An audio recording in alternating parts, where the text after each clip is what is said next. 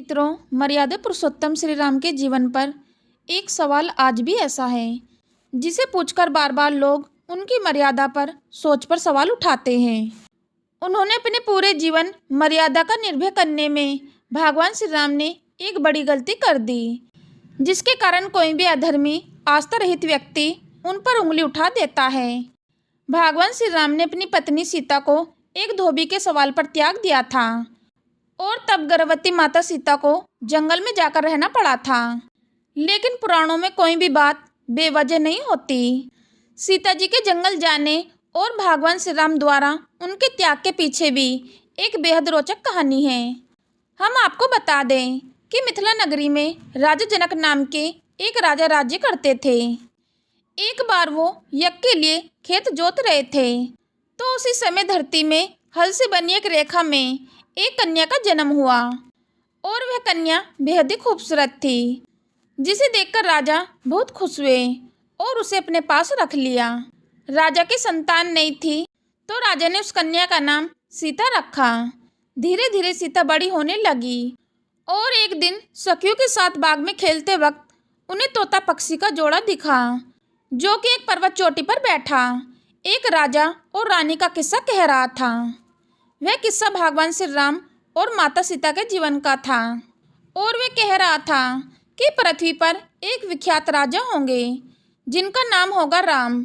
वह बहुत सुंदर होंगे और उनकी एक बहुत खूबसूरत महारानी होगी जिनका नाम होगा सीता।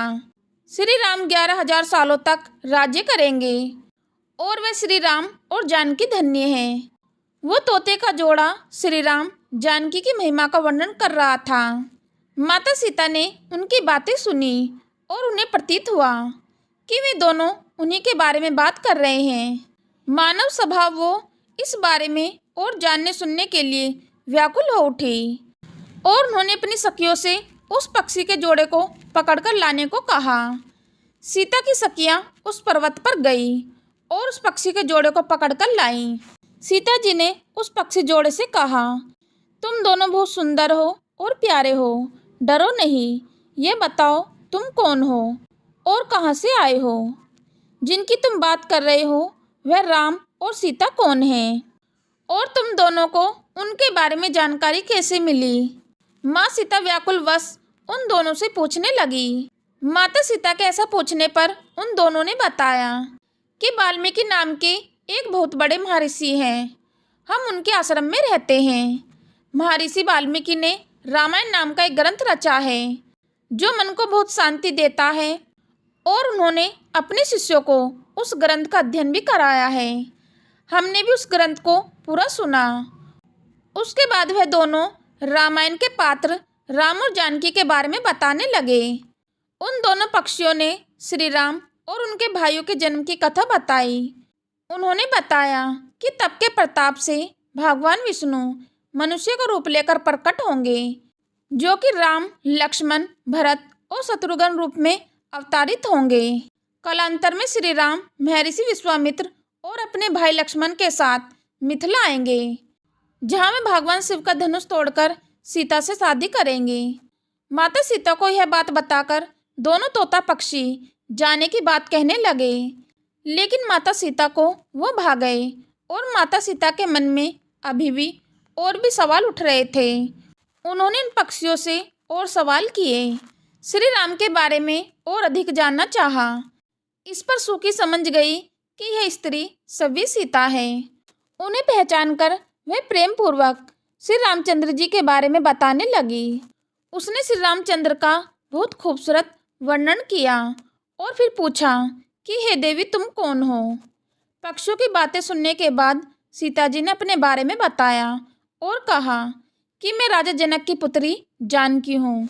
और उन्होंने पक्षियों से कहा कि अब जब तक सव्य श्री राम आकर मुझे अपनाते नहीं, तब तक मैं तुम दोनों को नहीं जाने दूंगी।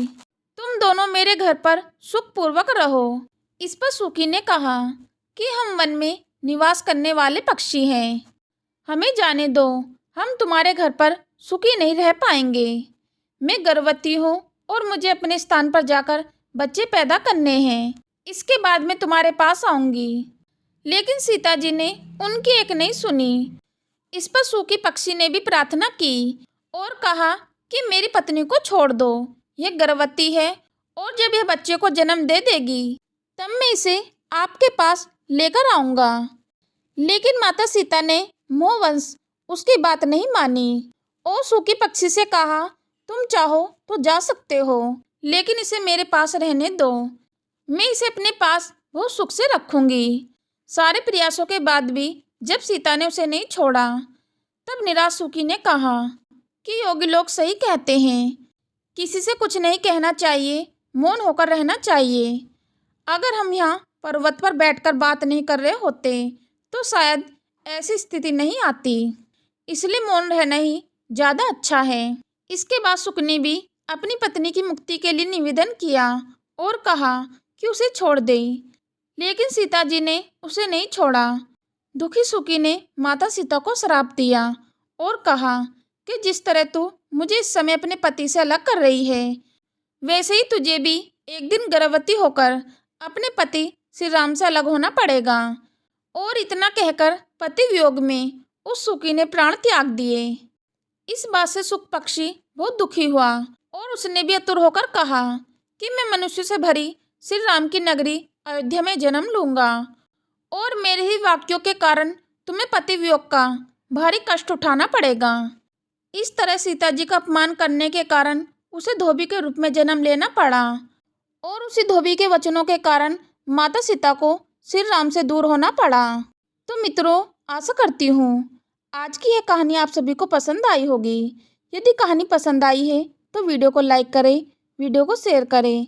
चैनल पर यदि पहली बार आए हो तो चैनल को सब्सक्राइब करना ना भूलें और नीचे दिए गए कमेंट बॉक्स में सच्ची श्रद्धा से जय श्री राम अवश्य लिख दें।